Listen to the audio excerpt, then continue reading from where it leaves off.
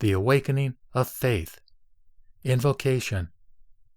I take refuge in the Buddha, the greatly compassionate one, the Savior of the world, omnipotent, omnipresent, omniscient, of most excellent deeds in all the directions, and in the Dharma, the manifestation of his essence, the reality, the sea of suchness, the boundless storehouse of excellencies, and in the Sangha, whose members truly devote themselves to the practice.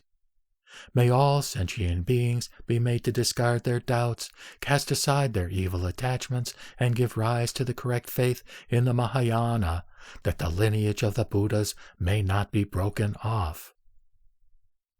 The contents of the discourse. There is a teaching, or Dharma, that can awaken in us the root of faith in the Mahayana, and it should therefore be explained. The explanation is divided into 5 parts. They are 1. The reasons for writing, 2. The outline, 3. The interpretation, 4. On faith and practice, 5. The encouragement of practice and the benefits thereof. Part 1. The reasons for writing. Someone may ask the reasons why I was led to write this treatise. I reply, there are 8 reasons.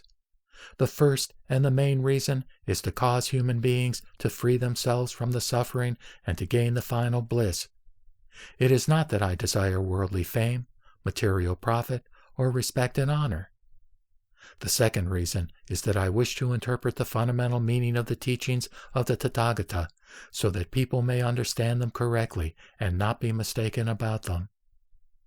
The third reason is to enable those whose capacity for goodness has attained maturity to keep firm hold upon a non-retrogressive faith in the teachings of the Mahayana.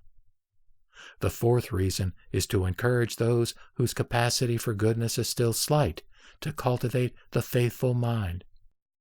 The fifth reason is to show them expedient means, or upaya, by which they may wipe away the hindrance of evil karma, guard their minds well, free themselves from stupidity and arrogance, and escape from the net of heresy.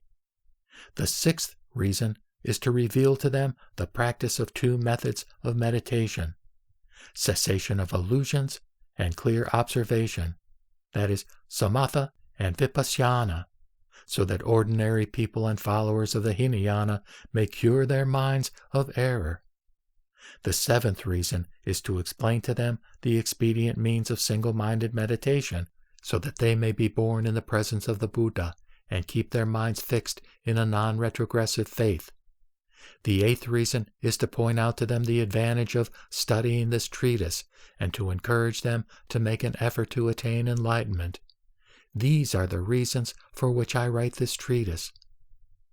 Question: what need is there to repeat the explanation of the teaching when it is presented in detail in the sutras?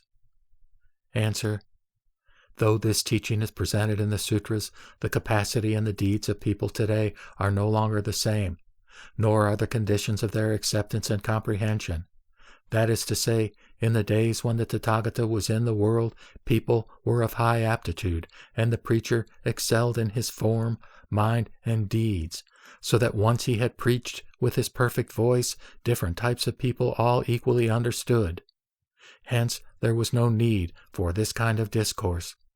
But after the passing away of the Tathagata, there were some who were able, by their own power, to listen extensively to others and to reach understanding. There were some who, by their own power, could listen to very little and yet understand much.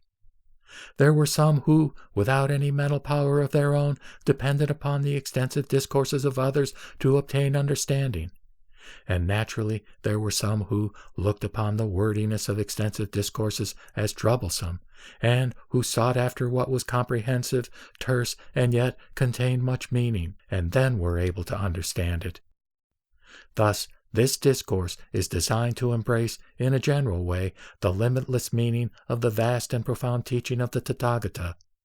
This discourse, therefore, should be presented.